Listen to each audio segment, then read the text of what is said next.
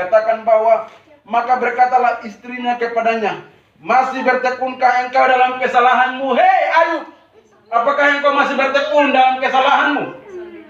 Silahkan engkau meninggalkan Tuhan, silahkan engkau mengutuk Tuhan. Makanya di sini dengan jelas, masihkah? Maka berkatalah istrinya kepadanya, masih bertekunkah engkau dalam kesalehanmu? Kutukilah Allahmu dan matilah. Ini kita harus tahu Bapak Mama.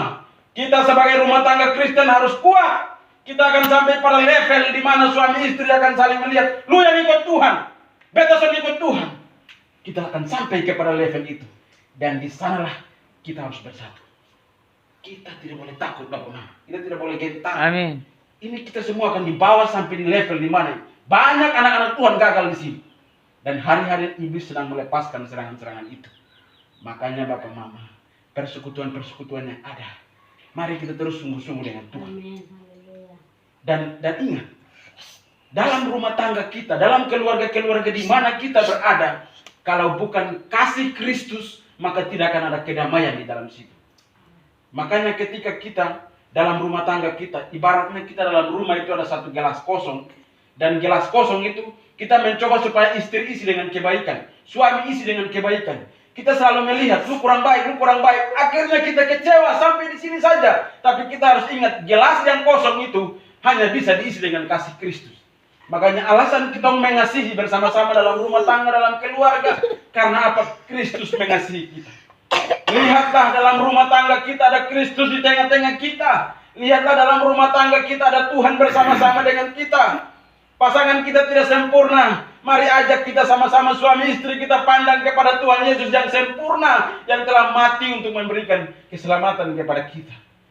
Tapi kondisi ini diizinkan Tuhan untuk Ayub alami. Bahwa seorang istri sendiri seharusnya menopang suaminya dalam melayani. Seorang istrinya seharusnya mengangkat suaminya, mendukung suaminya. Bapak Mama yang dikasih oleh Tuhan Yesus Kristus. Tetapi di sini kita melihat bahwa istri Ayub berkatalah istri kepadanya, masih bertekunkah engkau dalam kesalehanmu? Ini Bapak Mama, ini bukan orang lain Bapak Mama, istrinya sendiri. Dan dia bilang apa? Kutukilah Allahmu dan matilah. Ini semua orang Kristen yang pengikut Kristus semua akan dibawa sampai level ini. Di sanalah terletak kita akan diuji apakah kita mau maju bersama-sama dengan Tuhan. Makanya Bapak Mama, hal yang harus diperjuangkan selain yang paling utama adalah pengiringan kita kepada Kristus, tapi yang paling diperjuangkan adalah keluarga. Itu diperjuangkan sampai titik darah kehabisan. Bapak Mama yang dikasih, saya pernah dengar orang bilang begini, Tuhan suruh saya lepaskan saya punya istri. Saya bilang, Tuhan mana yang suruh lu? Tidak ada Tuhan suruh lepas kita punya istri. Tidak ada Tuhan suruh lepas kita punya suami Bapak Mama. Ini pergumulan-pergumulan yang dihadapi oleh orang Kristen. Tapi ketika kita waktu mengalami Tuhan, beda dengan kita belum di dalam Tuhan. Kalau kita sudah di dalam Tuhan, baru kita mengalami proses ini, kita harus bersyukur. Makanya Ayub punya tanggapan kepada istri di sini. Ayub bilang apa? Tetapi jawab Ayub kepadanya, engkau berbicara seperti perempuan gila. Perempuan gila itu bicara sembarang. Makanya lalu Ayub bilang apa di dalam ayatnya yang selanjutnya Bapak Mama? Apakah kita mau menerima yang baik saja dari Allah, tetapi tidak mau menerima yang buruk? Dalam semuanya itu Ayub tidak berbuat dosa. Oh haleluya. Bapak Mama, mungkin hari ini kita sedang, Bapak Mama, kalau kita, saya berulang kali Bapak Mama, firman Tuhan, kita mau pergi pelayanan dan kita sudah persiapkan, kita sudah bergumul dengan sungguh-sungguh. Rasanya kita ketika menyampaikan firman Tuhan, orang rasa melihat, oh ini firman ini hanya biasa-biasa saja. Padahal firman itu firman yang hidup, mengubahkan kita. Ketika kita buang makanan ikan di kolam ikan, ikan semua datang sambar, lompat sama-sama berampas itu makanan. Nah kita waktu dengar firman, respon kita harus seperti itu. Oh firman ini sangat luar biasa. Firman ini menasihati saya. Bayangkan ikan saja buang makanan dong berampas. Nah sebagai orang Kristen, kadang-kala kita baku lihat di dalam pelayanan. Oh rasa ini firman ini kena lu. Ini firman ini kena. Tapi semua firman datang kepada kita. Apalagi khususnya yang paling utama, yang paling berbicara firman. Proses paling berat di situ Bapak Mama. Kita pemberita-pemberita Injil, proses terlalu berat Bapak Mama. Tapi Bapak Mama ingat, bahwa proses berat Tuhan ada bersama-sama dengan kita. Dan dibutuhkan kerendahan hati untuk di dalam keluarga kita, di dalam rumah tangga kita, di dalam pelayanan-pelayanan yang Tuhan percayakan kepada kita. Di sini kita melihat bahwa Ayub adalah orang yang jujur, orang yang hidup saleh di hadapan Tuhan, orang yang takut akan Tuhan. Tetapi Tuhan izinkan satu peristiwa yang terjadi dalam kehidupannya. Dikatakan bahwa ayatnya yang sebelumnya dikatakan bahwa Tuhan izinkan satu penyakit yang menggorogoti kehidupannya. Sampai sahabat-sahabatnya lihat, dong heran, ini Ayub kok bukan ini. Mereka melihat ini kondisinya sudah berbeda. Dan sahabat-sahabatnya saja datang untuk mendoakan dia, berbelasungkawa dengan dia. Alkitab mencatat bahwa sahabat-sahabatnya datang untuk memberi semangat bagi dia. Di mana kau tanggung jawab seorang istri tidak memberikan semangat buat suaminya. Ini sakit Bapak Mama. Tapi ingat, Alkitab sudah memberitahukan kepada kita. Kalau kita mengalami hal ini, apakah kita mau seperti orang-orang dunia yang berkata, ini bukan saya punya jodoh, ini bukan saya punya istri, lalu kita mau membuang? Tidak. Justru akhir zaman ini, kita harus membangkitkan di dalam keluarga kita untuk melayani pekerjaan Tuhan. Memang tidak mudah, tapi beta percaya bahwa waktu katong berserah kepada Tuhan, beta sering bilang ke istri, Mama, kalau katong pergi ibadat, misalnya beta dapat makanan gizi di persekutuan, makanan gizi bicara tentang firman-Nya Bapak Mama, pulang pola makan menu kita sudah beda Mama. Jadi kalau persekutuan, ada waktu mari kita sama-sama. Ketika kita sama-sama di persekutuan, makanannya, menunya seperti apa, kita dapat bersama-sama. Jadi ini di dalam kehidupan rumah tangga kita, pelayanan-pelayanan kita. Nah, ini kita harus belajar ini Bapak Mama dikasih oleh Tuhan Yesus Kristus. Tadi baru kita sharing dengan pelayanan dengan salah satu penggerak persekutuan doa di Kota Kupang ini, di Las Harvest Maita. Jadi tadi kita sharing dengan hamba Tuhan. Dia lagi mengurus yayasan untuk pelayanan. Jadi kita sharing bagaimana tentang bahwa banyak hamba-hamba Tuhan yang minta maaf ya Bapak Mama yang dikasih oleh Tuhan Yesus Kristus.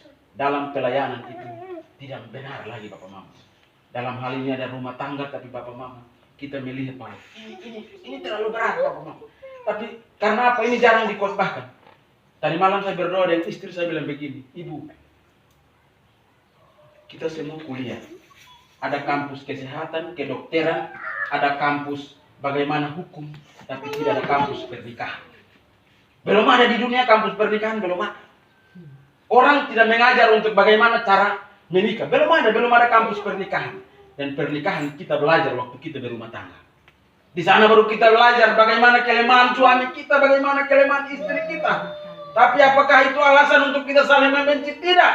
Karena kalau kita percaya Kristus yang mengasihi kita, kita melihat Kristus.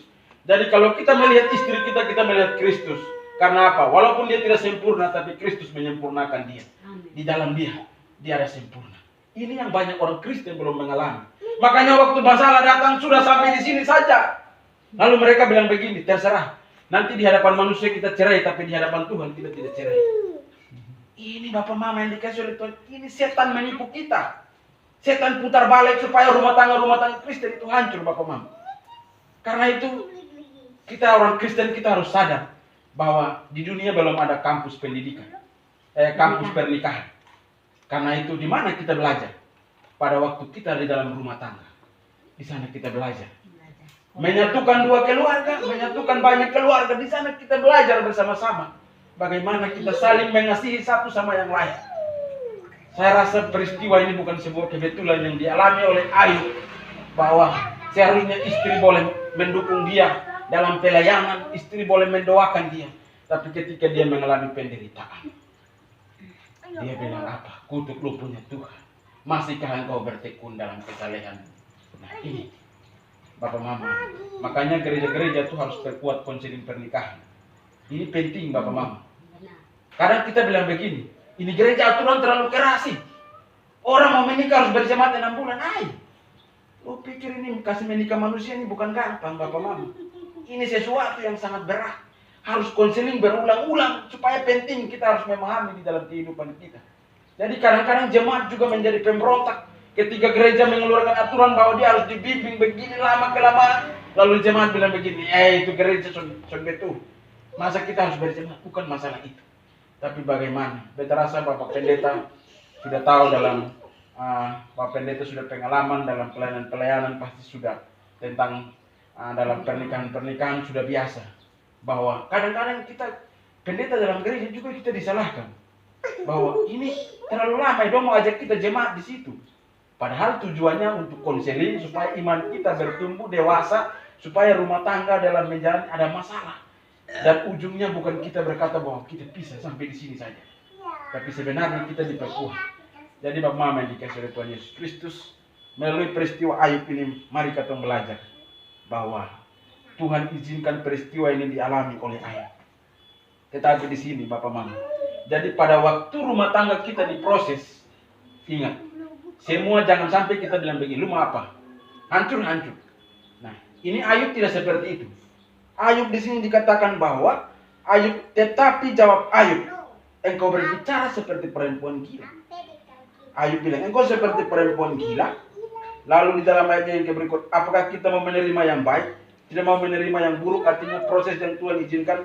Dalam semuanya itu, Ayub tidak berbuat dosa dengan apa? Dengan bibirnya, Bapak Mama.